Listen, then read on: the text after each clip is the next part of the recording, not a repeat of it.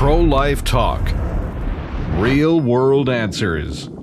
This is Life Report. Hello, welcome to Life Report, the podcast dedicated to clear pro-life thinking. I'm Gabi Vehrs, and I'm here with Josh Brahm and Megan Almon from Life Training Institute. Our goal is to help pro-life people to think more carefully about their pro-life views and to communicate those views more effectively to their pro-choice friends.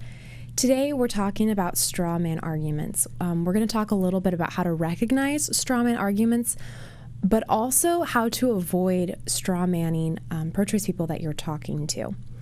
Josh, can you just explain to us what a strawman argument is and how we differentiate that maybe from some of the other informal fallacies? Yeah, and strawman is probably not the word you're going to use in a campus or in a conversation like, you just did a strawman. Don't do that.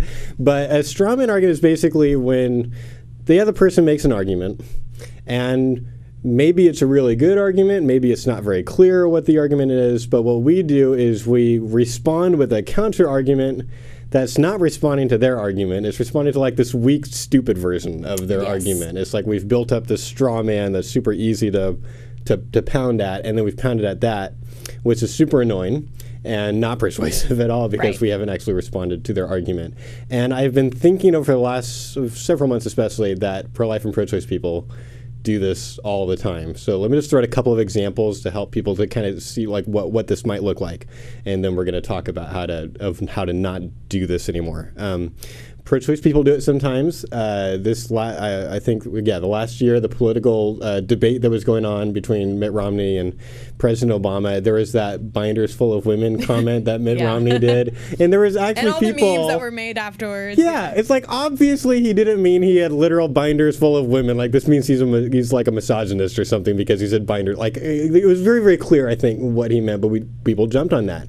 A more personal example: a long time ago, a pro-choice kind of a plant came to one of our Justice for All seminars so that they could get a hold of all the educational material that we were using. This was a long time ago, early versions of the material, and then they basically uploaded this huge PDF onto a pro-choice blog and made fun of it. Well, not really made fun of it, I should say, basically attacked JFA. Right. And it was really rude because most of the things that they were attacking, they were twisting what I think was really clear that JFA meant. And there's this one point where we were talking about how to show people that we feel compassionate for them. But the headline said, and I know this isn't the most helpful way to say it, but it's really clear if you're in the seminar what we mean. It said tips for showing compassion. And they were like, aha, so that means you're not actually compassionate, you're just trying to fake it. And that's not at all what we mean. And if you go to the seminar, you know we're talking about how to show what you actually feel. And if you don't feel compassionate, you shouldn't even be on campus. Right. But it became this twisting thing. But the problem is, pro-choice people aren't the only ones that do this. I think pro-life people do this a lot. We actually show a video during the JFA seminar of a woman who was 13 when she was raped and became pregnant, and she had an abortion, and she's debating this group of people, and mainly these two pro-life guys that are not being good ambassadors at all. And there's this one point where like she's basically kind of makes this comment that she was a baby when she was raped, and their response is, you weren't a baby, you were 13. Yeah. That's not being a baby. And it's like you wouldn't have gotten pregnant if you were a baby. You wouldn't have gotten pregnant if you're only 5. She's like, what happens there is they're losing this debate terribly in front of a bunch of people, and they found this one thing they could like nitpick about what she said, but that's not what she meant. She meant that she was young and vulnerable when she was taken advantage of. I'll give you one more example. I think pro-life people do this a lot of times when pro-choice people say vague statements like, my body, my choice. Because my body, my choice can mean at least 3 different things. And what we do is we want to go after like the easy thing. We want to be like, oh, so you think that a baby is like a functional part of a woman's body. So that means he's got 2 noses, 4 eyes, 20 fingers, and all that.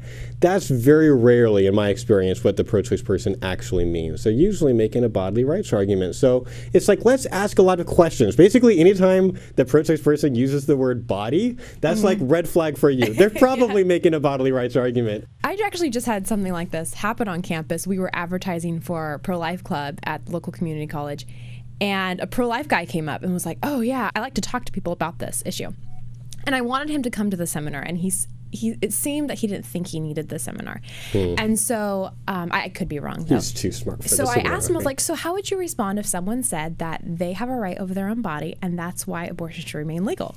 And then he went on to talk about basically personhood, that the unborn is valuable and you can't use your body to harm another person's body. And I was like, yeah, but what if I say this is like my sovereign zone and you can't do anything within it? And so I got to point out to him that he wasn't understanding the pro-choice argument, and so he was building up a straw man and defeating it, but totally missing the actual concern. I had an even worse example happen. There was a group of pro-life students, I think I may have told this a long time ago on Life Report, but there's this group of pro-life people that came to a Fresno campus to do an exhibit, and it wasn't us, it was them. And so I showed up just wearing like a t-shirt and jeans, and I pretended to be a student, because when I walked up, the leaders that know who I am, they were not there. They like left for lunch or whatever. So there's these like volunteers that they had trained, and so I just sat down, I've got my burger, I'm kind of staring at their exhibit, and one of them comes up to me like I'm like fresh meat. There's no one else around. And he comes up and he's like, hey, what do you think about abortion? And I was like, I'm pro-choice. He's like, why are you pro-choice? And I said, well, I just kind of think that because of the way the baby's connected to mom's body, she should have the right to abortion. He's like, that's called D in something called SLED. It's degree of dependency. What you're saying is that it's not a person because it's dependent. I said, no. I'm actually a little bit familiar with pro-life arguments, and that's not what I'm saying. I'm saying it's a part of her body, and because of that, like it's kind of like, you shouldn't be forced to be hooked up to people. He's like, no. That's D in something we learned called SLED, degree of dependency, and you should not whatever. He does the thing, and I started getting angry at the guy. Like, this is not what I'm saying. I'm saying it's a person. You're getting angry in your fake pro-choice persona. Like, this is so annoying. And so, and then the pro-life leader came up and was like, hey, Josh. And the guy was really confused. And so we talked about it. And it's like, no. This is two different arguments. So here's the point. We strawman people, I think, all the time because we don't ask enough questions. Yeah. And I think that's really what it comes down to is, are we clarifying what the pro-choice person actually means when they say something. Right. So Megan, why don't we bring you into this discussion now that we have talked? I was kind of feeling sorry for your fake pro-choice self, Josh. I know. You were angry. We can just imagine how someone who really holds that view would feel. So yeah, my head wanted to explode. So Megan, what are some? Because I'm sure you've experienced some of the same things too. Well, let's talk about how can we as people, I mean, mainly pro-life people, I know there's pro-choice people listening, we all want to avoid making strawman arguments, but how can people that are listening avoid accidentally, I don't think anyone would do this on purpose, accidentally make strawman arguments? The first place I go is, I just, from my childhood or whatever you want to call it, I recall the Bible verse from James that talks about the only thing it talks about being quick to do is listen. Be quick to hear or listen, slow to speak, and slow to anger. And of course, as you grow, you learn a little bit more. It's not just hearing with your ears. Listening means much more than that. And that is very important. When we are in a conversation with another individual, we're not just listening with our ears to their words. I guess I can sympathize with someone who maybe has just learned a little bit about their pro-life views and are kind of anxious to defend them. Certainly mistakes happen. I don't think that what we're saying is don't go out there and say anything until you've perfected it. If that were true, we should all just check out. Absolutely. Right. Absolutely. It's really important. So don't hear that, listeners. I know that's not what you guys were saying either, but listening in a conversation is kind of an art form. It's not something I've perfected, but I sure do look at Jesus, who inspired James, and the way he handled people and the way he talked with people. He listened not just with his ears; he listened certainly with his mind. He listened with his heart. All of that is very important, so that you are, hearing what someone's saying, but their body language might tell you something different.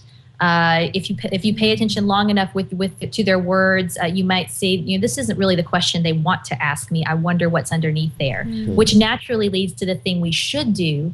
Listening well leads to asking really good questions. So that is vitally important. Listen well and begin to ask questions so that you are perfectly clear on what the other person is trying to communicate to you. I really like what you said, Megan, about listening being an art form. That's something I've been thinking about. That analogy is something I've been thinking about the past few months. in my work with Justice for All, I've encountered different people on staff who are really good at listening. Catherine Wirtz is one of those staff members. And I worked with her for about 5 weeks this summer. And that taught me a lot about listening and listening well. And also understanding that there's not this like threshold that I get to cross where all of a sudden I become a good listener. Like you said, Megan, it's a constant perfecting art form. I mean, we can just look to our personal relationships to know that, right? It's always about learning and growing. And I mean, I came back from doing an internship in Kansas with Justice for All 5 weeks, learned a lot about listening, had some really good conversations because I listened well, then went out to campus last week and totally bombed a conversation because I was not listening to what she actually needed. We have to have the humility that we're always looking to constantly improve upon that. Yeah, I noticed something when we were on campus last week that it's like no one, generally speaking, has heard more about the importance of listening than our mentors that we've been training that have gone to like 8 of our seminars now or 10 of our seminars or whatever it's been. Like we've got people who've been working with us for 4 years on learning how to mentor other people on campus. And what I'm noticing is that the thing that when I'm in a conversation that I'm screwing up the most often is not asking enough questions. And the thing that our mentors are screwing up the most often is not asking enough questions. And I think what happens is we get to this point where we feel like we know it all, or maybe not even all, but it's like, look, we've had 500 conversations each about abortion now. So we've heard so many things. We've got all this experience. And I think that experience is actually working against us because our volunteers who haven't had a lot of experience with this are asking lots of questions because they're trying to figure out what the other person thinks. They're asking more and better questions than we are because we're like, oh, I've heard that one before. Here we go. And then we catch the buzzword and we think, oh, that's my signal for this argument. We put them in some box that we based on some experience we've had in the past. But a lot of times, one, if they might be saying something similar to something else, but that might not be what they mean. Secondly, they might even mean the same thing, but have come to that conclusion differently. It might have other views that are important. So it's like, we have to ask so many questions. It's like this is dumb, but I've got that visual of that Shrek movie where he's talking about the onion. It's like that onion that Shrek tells Johnny. We got to unwrap this onion because this person's in front of us, this valuable human being's in front of us. They have really complex views about issues, even issues they haven't thought a lot about before. And we can't, there's not just like 9 different pro-choice boxes, and we just got to figure out which one they're in, and then we're going to respond to it the same way. We've got to ask them lots and lots and lots and lots of questions about what they say and to really figure out what they actually think, what they actually intend and feel.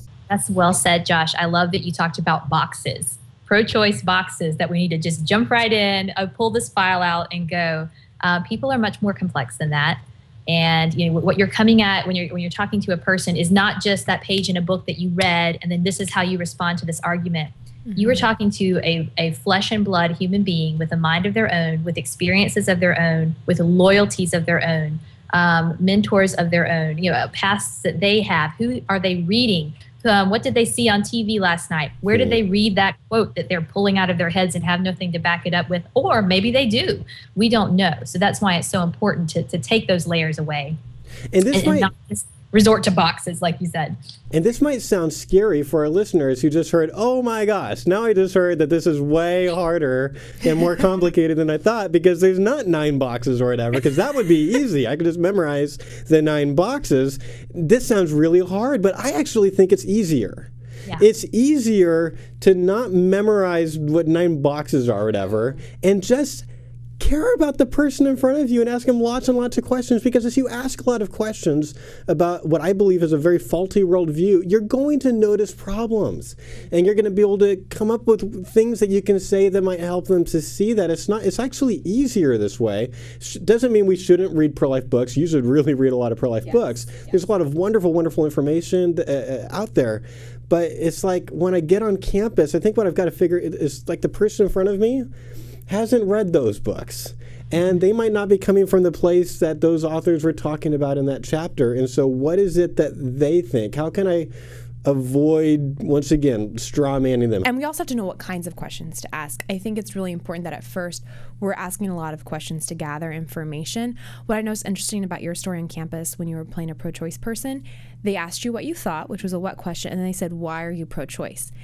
And I actually don't think that's a great question to ask at the beginning of the conversation. It's much easier if you just start asking more what questions. Well, what do you think about late-term abortion? What do you think about sex selection abortion, aborting a girl just because she's a girl? What do you think about repeat abortions? When do you think life begins? Asking those kinds of questions helps build rapport in the conversation and makes it easier to then ask those why questions. Yeah, you're building common ground, assuming Right. they're against late-term abortions and sex selection abortions. So right in the beginning, you figured out, oh, we're not polar opposites. We are. Right. We have some things we agree on. When they say, okay, so let's suppose that I had asked you the question, why are you pro-choice? And you had answered, well, it's her body, her choice. Right. I could then jump on thinking it was bodily rights, but I had an experience on campus where a woman used that rhetoric, but what she meant was actually she didn't think the unborn was a person with the same rights and value that you and I had. She just used the rhetoric that she commonly heard. So I started going in bodily rights and she's looking at me like, what are you talking about? And you were taking it really seriously. You were like, that's the best argument you could have made, and I'm going to respond to that. So and it's that's a not total accidental straw. So Megan, what's a mindset that we can keep in mind to help us focus on the person in front of us? Now that's a great question. I think that our goal as pro-life advocates, of course, is to stand for the value of the unborn, to give them a voice because they don't have one. We talk about their value. We talk about them being just as valuable as we are as adults. But we have to remember that if we begin to treat the person in front of us as if they are any less valuable in any way, it might be with our tone of voice, it might be with our body language, it might be by assuming wrongly what they are trying to communicate with us and building that straw man, then we are being inconsistent. So there's another big scary idea to put out there. I don't want it to be that scary. Remember, Josh and Gabi and I do this for a living. We are very involved in the pro-life community and in this type of work. And we are striving to get this. It's okay that we're not perfect, but we should be keeping these things in mind. That's what we have to do. We have to be consistent with our view of human value all the way across the board. And I think that's true. If it's okay, Josh, I'm going to talk about it for just a second. I think it's true that I was reading Jane Eyre for the first time since high school, which good book. I'm just going to shamelessly promote that book. But what I loved about that character is that she was not intimidated by those who may have been in a higher station in life than she was. Take Rochester, for example. But nor did she think less of children that she taught in the country during that period of her life in the story. So there's this kind of idea that we don't have to feel intimidated by those who even have PhDs in these types of conversations. This should be very encouraging. As one professor of mine said, baloney is baloney no matter how you slice it. So that's always stuck with me. I want to talk a little bit about the flip side of that coin too, though, because I think it's important for us to remember that we can also think of ourselves. We don't have to think less of ourselves or try to or be okay with being trampled in a conversation either. In fact, I think it lends itself to being more grounded and more approachable when you view yourself as that valuable as well. So just being inconsistent across the board, including you, is an important thing to remember. Yeah, Megan, can you give us some tips on how to listen to maybe the question behind the question? I know you spend a lot of time talking to students when you present in high schools. Sure. And sometimes, even if we ask a lot of clarification questions, the person isn't necessarily telling us with their words their true emotional needs or even their true intellectual needs. Maybe you could speak to that. Sure. Just had 3 examples that came up 2 Fridays ago at an Atlanta high school that I went to. 3 students who came up to me asking their questions and 3 very different conversations. A young woman came to me with her friend, and she asked a question about dealing with life of the mother. Well, what if the life of the mother is in danger? She seemed to be sincere in her asking, and so I was sincerely handling the question, and it turned into a personal attack on me. Because truth be told, she was very angry about what she had just heard me present, and that kind of came out in the course of the conversation. So what I had to do in that situation, because I had an audience of students standing around, was handle it as graciously as I could, I did not get the opportunity to ask her why she was so angry, and I wish that I had. She left before I could. But in that situation, all I could do was point out as graciously as possible that what she was trying to get me to trip up on or get me to say, which is not the words I used, did not undo the argument that I had presented. And so I was trying to show her that, and that would be a situation where sometimes you can't really help how the person takes it, but you are responsible for being gracious in what you're talking about. I had a young man come up to me after her asking very similar questions. In fact, he had 9 questions on his paper. Wow. Meticulous notes, and you could tell, wow, this young man probably gives his teacher a run for their money. So that was what I understood first. So he was holding his paper, so I was reading that in him and seeing, wow, he took these notes extensively and has his questions numbered. So I'm already expecting, this is a young man who is very bright, who thinks he is very bright. Both were true, and who wants me to handle these individually. So automatically I'm going, what I have to do in this situation, and experience taught me this. I didn't just, whatever, experience and the Holy Spirit. I have to patiently answer each one of these questions. And it took half an hour with this young man. But I tried my best to set the tone of the conversation with my words and my body language. Number one, I remember that he seemed to be one who wanted to be treated like a young man and not as a student. That was very clear, and is almost always the case with students. So that's important to remember if you are a professional adult and you're talking to a younger man or woman. They're adults too, whether they're 13 or 18 or 22. So I treated him as such, but I also had the conversation take a tone kind of like a teacher and pupil, because he was asking me what I thought, and so I was teaching him. So I let my voice really control the tone of that, and that went well, very well. The last young woman who came to me, she had a question that she began to ask. Her question dealt with the ability of the unborn to have memories and not being fully conscious. Right. And so she was dealing with those intellectual points, but her voice was shaking. And before she could even get all of the question out, she began to cry. So in this situation, I've had these questions brought up, which you or we could easily answer those intellectually. Clearly, that was not what needed to happen in that moment. She had either had a direct experience, having had an abortion, or someone close to her had recently had one. It was very clear. And so the way that conversation went was straight to comforting her. We talked about the gospel. We talked about Jesus. And I did gently answer her questions, but I also pointed out to her that I didn't really think that was the view that she had. I think she was just looking for something to try and make it okay. And it was Jesus that she needed, not justification. All of that to say, these different experiences, the questions weren't all that different that these students had. But the way that they would approach me, the way that they would ask it, were things to pay attention to. And the biggest thing, I guess, not praising myself, but thanking God that I had the presence of mind to wait, to not speak right away, to not jump on and build a straw man and put a scarf on him, or, all those different details that I could have done. But I'm grateful for those encounters, and I'm grateful that it got to be handled, I hope, as best as possible.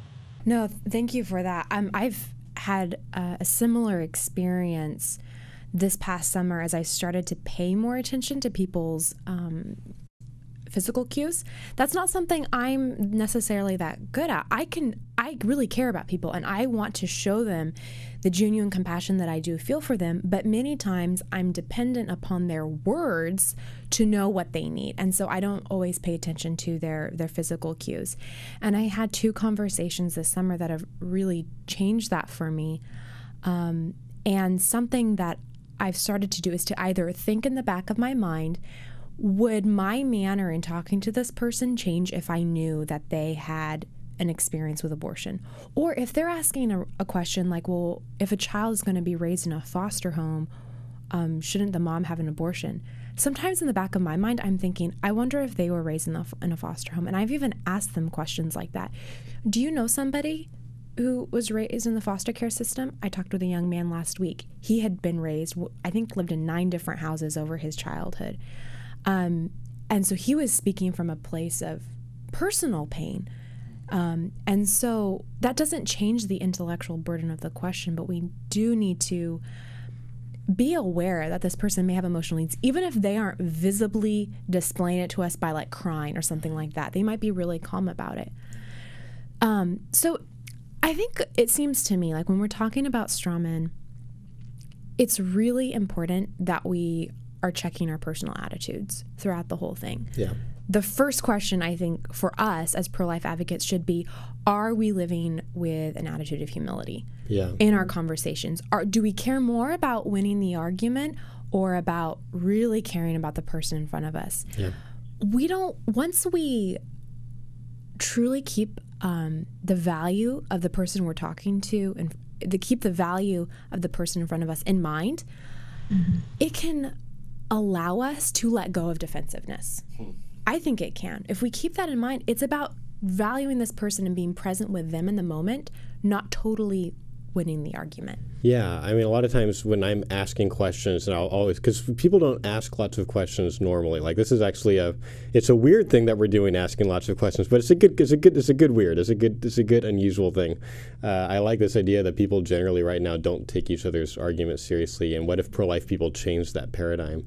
And so, but but it might seem weird to them, like, wow, you're asking me a lot of questions, and sometimes I'll actually say, I just really want to have an accurate understanding of where you're coming from. I don't want, I sometimes with like more kind of logical types, like I don't want to strawman you. I've even said that, and like this look of like, whoa, like they really like that, because it's like, because we want to take them seriously and we want to take their arguments seriously, and if we do that, then I think we can completely change these debates into dialogue. All right, well, that's it for this episode of Life Report. If you enjoyed our show, we would really appreciate it if you could rate us on iTunes. That really helps keep our podcast visible for other people. Thank you, Megan, for being on our show. This is Megan Almon, and she works at Life Training Institute. You can learn more about Life Training Institute at prolifetraining.com. And also, if you'd like to comment on this episode, you can go to prolifepodcast.net/179. That's the number of the episode. And you can scroll down to the bottom and leave any comments or questions. And remember, you can have an impact on any conversation if you ask good questions, really listen to understand, and find areas of genuine common ground. That's our show. Go have a conversation. You've been watching Life Report, Pro-Life Talk, Real World Answers. Life Report is produced by Right to Life of Central California. Visit their website at fresnoprolife.org.